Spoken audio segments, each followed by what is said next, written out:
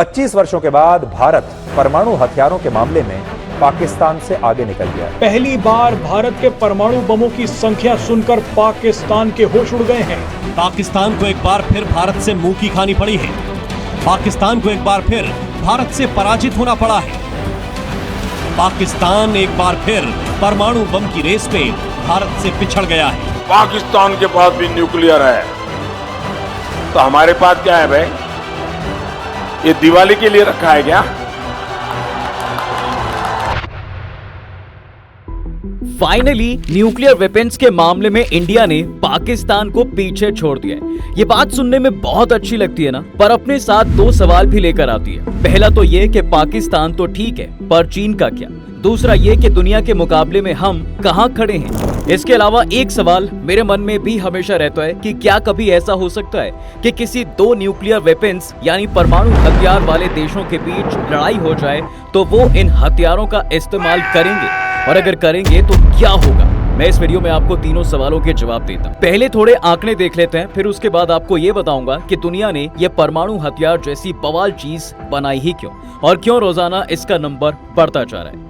दरअसल दुनिया में दो ऑर्गेनाइजेशंस हैं। एक तो वो जो न्यूक्लियर वेपन्स गिनती हैं कि किस देश के पास कितने हैं, और दूसरी वो जो इनके नंबर को कम करने पर जोर देती है। न्यूक्लियर वेपन्स गिनने वाले स्वीडन के थिंक टैंक सिप्री की रिपोर्ट के अकॉर्डिंग भारत परमाणु हथियारों के मामले में पाकिस्तान से आगे निकल गया है। इस साल भारत के न्यूक्लियर वॉर हेड की संख्या 172 हो गई है, जबकि पाकिस्तान के पास 170 वॉर हेड मौजूद है। पाकिस्तान के बाद अगर चीन की बात करें तो भारत के नई हथियार लंबी दूरी के हैं और ये चीन पर निशाना साध सकते हैं। सिप्री के मुताबिक पिछले साल तक भारत के पास 164 परमाणु हथियार थे, तो भारत ने अपने नंबर को बढ़ाने का काम किया। वहीं अमेरिका और रूस समेत 9 देशों ने पिछले एक साल में अपने परमाणु हथियार के जखीरे को एडवांस करने पर काम किया। इन देशों ने परमाणु क्षमता वाले कई नए हथियार भी तैनात किए। भारत और पाकिस्तान दोनों ने 2023 में नया न्यूक्लियर डिलीवरी सिस्टम बनाना जारी रखा।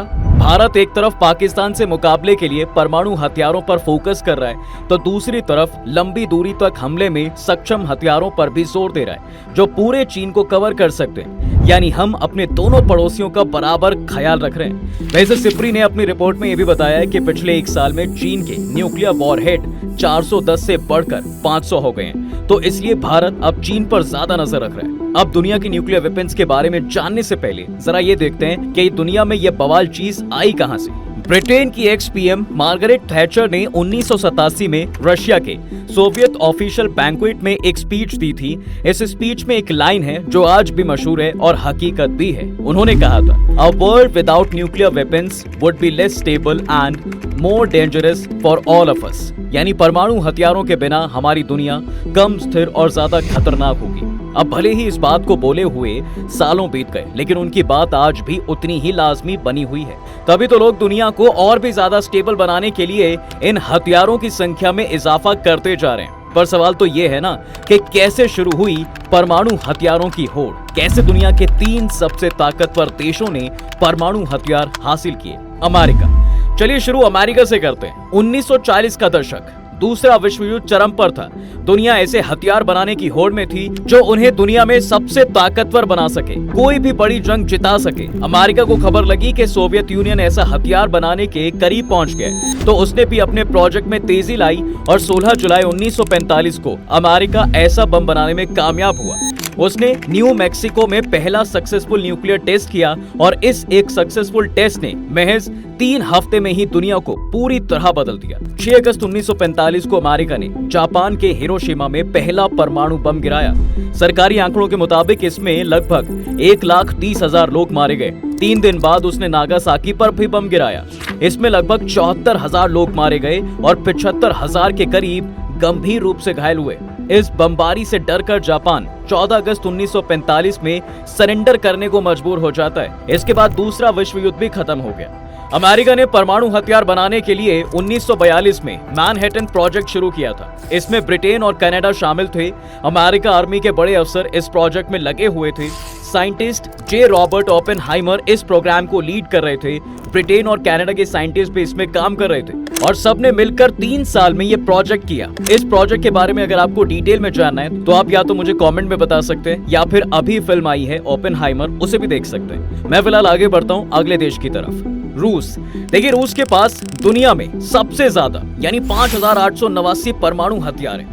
इसकी नींव सोवियत यूनियन के दौर में ही पड़ गई थी। साल 1922 में व्लादिमीर लेनिन ने सोवियत यूनियन की नींव रखी। सोवियत यूनियन के बनने के साथ ही लेनिन ने अकेडमी ऑफ साइंसेज भी बनाई। इसका मकसद साइंटिफिक डेवलपमेंट को बढ़ावा देना था। इसी डिपार्टमेंट के तहत रेडियम लेबोरेटरी की शुरुआत भी की गई और यहाँ से ही पहली बार परमाणु हथियार की संभावनाओं को तलाशने का सिलसिला शुरू हुआ। 1943 में लेबोरेटरी ऑफ मेजरिंग इंस्ट्रूमेंट को एस्टैब्लिश किया गया। ये भी अकेडमी ऑफ साइंसेज के तहत बनाई गई ऑर्गेनाइजेशन ही थी। इसका डायरेक्टर बनाया गया इगोर कुरिचतोव को। जब 1945 में अमेरिका ने परमाणु बम का सक्सेसफुल टेस्ट कर लिया तो सोवियत संघ ने भी अपना प्रोजेक्ट तेज किया। 1946 में इगोर ने सोवियत यूनियन का पहला न्यूक्लियर रिएक्टर बनाया। यह यूरोप का भी पहला न्यूक्लियर रिएक्टर था, लेकिन सफल परमाणु परीक्षण करने में 3 साल और लग गए। सोवियत यूनियन ने न्यूक्लियर पावर का इस्तेमाल कर सिर्फ हथियार नहीं बनाए, बल्कि दुनिया में सबसे पहला न्यूक्लियर पावर प्लांट 1954 में यहीं शुरू हुआ। यानी दुनिया में न्यूक्लियर का बीज यहीं से बोया गया। चीन। देखिए, रशिया ने बीज बोया तो पेड़ चाइना भी पहुंचा। 1949 में चीन में कम्युनिस्ट क्रांति आई। माओ जेडोंग ने सिविल वॉर में जीत हासिल की और पीपल्स रिपब्लिक ऑफ चाइना की नींव रखी। माओ एक ऐसा निजाम लेकर आए थे जो उसूली तौर पर अमेरिका के खिलाफ था। इसको कायम रखने के लिए उन्हें भी दुनिया के साथ कदम से कदम मिलाकर चलने थे। इसके लिए चीन को भी परमाणु हथियार की दरकार थी। अब तक अमेरिका और सोवियत यूनियन परमाणु हथियार का सफल परीक्षण कर चुके थे, लेकिन माओ को परमाणु हथियार पाने की कोई जल्दी नहीं थी, क्योंकि उनके सामने गृह युद्ध से आए नुकसान को ठीक करना था। उनके सामने दूसरी चुनौतियां थी। लेकिन 1954 में ऐसी घटना हुई जिसने माओ को परमाणु हथियार बनाने पर मजबूर कर दिया। क्या हुआ इस साल? देखिए, चीन और ताइवान के बीच लड़ाई शुरू हुई। दरअसल चीन ने ताइवान के कुछ द्वीपों पर कब्जे का प्लान बनाया, उस पर बम बरसाए। तब अमेरिका के तत्कालीन राष्ट्रपति व्हाइट आइजनहावर ने माओ को परमाणु हमले की धमकी दी। इस धमकी के बाद माओ ने चीन को जल्द से जल्द परमाणु ताकत बनाने की कसम खाई। चीन ने 1964 में पहला परमाणु हथियार का सफल परीक्षण किया। 2 साल बाद 1966 में उसने हाइड्रोजन बम का भी परीक्षण कर लिया। मानो वो एक धमकी की वजह से पहले शेर बना और फिर सवा शेर। और इस तरह से दुनिया के 3 सबसे बड़े न्यूक्लियर वेपन देश बनकर तैयार हुए। अब आते हैं आज के वक्त में दुनिया में किसके पास कितने हथियार हैं, किन देशों के पास कितने परमाणु हथियार हैं। अब देखो यार, दुनिया के सामने 8 देश हैं जिन्होंने बता दिया कि उनके पास न्यूक्लियर वेपन्स हैं। रूस के पास सबसे ज्यादा 5889 परमाणु हथियार हैं। अमेरिका दूसरे नंबर पर है, उनके पास लगभग 5224 परमाणु हथियार हैं। चीन लगभग 410, France 290, Britain 225, Pakistan 170, Bharat 164, north Korea 30। बाकी दुनिया में भी ऐसी कई देश हैं जो नहीं बताना चाहते। मसलन कई रिपोर्ट्स में दावा भी किया गया है कि इजराइल के पास लगभग 90 परमाणु हथियार हैं। हालांकि इजराइल ने ना तो कभी इससे इनकार किया और ना ही कभी स्वीकार किया। इसके अलावा ईरान के पास भी परमाणु हथियार होने का अंदेशा जताया जाता है। इसके अलावा 6 ऐसे देश हैं जहां अमेरिका और रूस ने अपने परमाणु हथियार रखे हुए हैं। इन्हें न्यूक्लियर होस्टिंग कंट्रीज कहते हैं। अमेरिका के परमाणु हथियार रखने वाले देश हैं इटली, तुर्की, बेल्जियम, जर्मनी और नीदरलैंड्स। रूस ने अपने कुछ हथियार बेलारूस में भी रखे। अब सभी देशों की अगर बात करें तो दुनिया भर में अभी 3904 परमाणु हथियार मिसाइलों या एयरक्राफ्ट में तैनात हैं। इनमें से 2100 को हाई अलर्ट पर रखा गया है। मानो जरा कुछ गड़बड़ी लगे या फिर इनकी अगर जरूरत लगी तो इनको फट से दूसरे देशों पर दागा जा सकता है। ये हथियार ज्यादातर अमेरिका और रूस के ही हैं। हालांकि ये पहली बार है जब चीन ने भी अपने कुछ परमाणु हथियारों को हाई ऑपरेशनल अलर्ट पर रखा हुआ है। और कई रिपोर्ट्स के मुताबिक तो इस वक्त चीन अपने एटमी हथियारों का जखीरा बाकी देशों के तुलना में सबसे तेजी से बढ़ा रहा है। बाकी अगर टोटल नंबर की बात करें तो दुनिया में परमाणु हथियारों की संख्या अब 12,121 हो चुकी है, जिसमें से करीब 90% पर रूस और अमेरिका का कब्जा है। रिपोर्ट्स के मुताबिक भारत, पाकिस्तान और नॉर्थ कोरिया भी अपनी बैलिस्टिक मिसाइलों पर परमाणु वॉरहेड तैनात करने में तैयारी में। सिप्री ने बताया कि दुनिया के 90% परमाणु हथियार रूस और अमेरिका के पास है।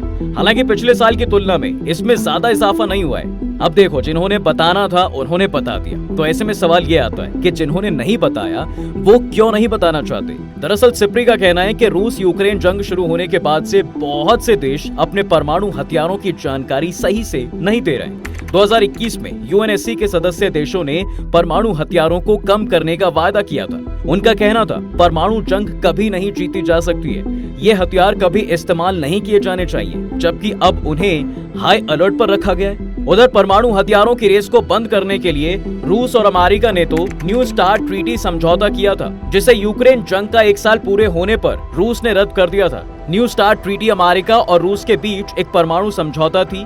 इसके तहत दोनों देश एक दूसरे के साथ अपने परमाणु हथियारों के परीक्षण की जानकारी साझा करते थे।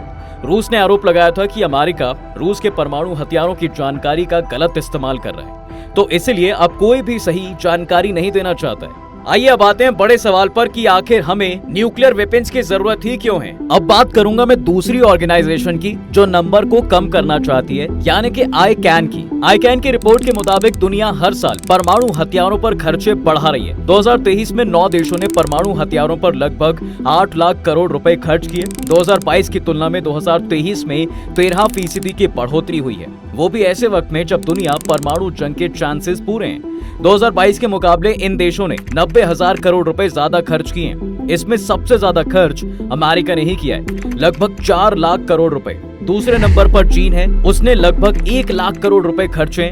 तीसरे पर रूस है, उसने लगभग 70,000 करोड़ रुपए की रकम खर्च की है। इस लिस्ट में इंडिया की अगर बात करें तो वो 6ठे नंबर पर है। रिपोर्ट्स के मुताबिक उसने लगभग 22,000 करोड़ रुपए खर्च किए। इस बढ़ोतरी की वजह क्या है? 2 बड़ी वजह है। नंबर 1, बढ़ती जंग। पिछले 2 सालों में दुनिया में 2 बड़ी जंग शुरू हुई हैं और चलती जा रही हैं। रूस यूक्रेन जंग फरवरी 2022 से चल रही है, जबकि अक्टूबर 2023 से इजराइल हमास वॉर। दोनों में अमेरिका इनडायरेक्ट तौर पर शामिल है, क्योंकि जहां फसाद होता है वहां पर अंकल सैम तो आते ही हैं। अमेरिका यूक्रेन और इजराइल दोनों को लगातार सैन्य मदद भेज रहा है। रूस कह चुका है कि अगर दूसरे देश इस जंग में कूदे तो परमाणु बम का भी इस्तेमाल करना पड़ सकता है, जबकि इजरायली सरकार के कुछ मंत्रियों ने गाजा पर परमाणु हमले की बात कही भी है। इन लड़ाइयों में जंग में परमाणु हथियारों से लैस 3 देश शामिल हैं, अमेरिका, रूस और इजराइल। इसलिए 2023 में ये उछाल देखने को मिला है। नंबर 2, ताकतवर बनने की चाह। देखिए, न्यूक्लियर पावर कंट्रीज में होड़ लगी रहती है कि कौन सा देश ज्यादा ताकतवर होगा, इसलिए वो ज्यादा से ज्यादा हथियार इकट्ठा करने की चाह रखते हैं। सिप्री की रिपोर्ट इसका ही एक एग्जाम्पल है। रिपोर्ट में पता चला कि भारत पहली बार परमाणु हथियार की संख्या के मामले में पाकिस्तान से आगे निकल गए।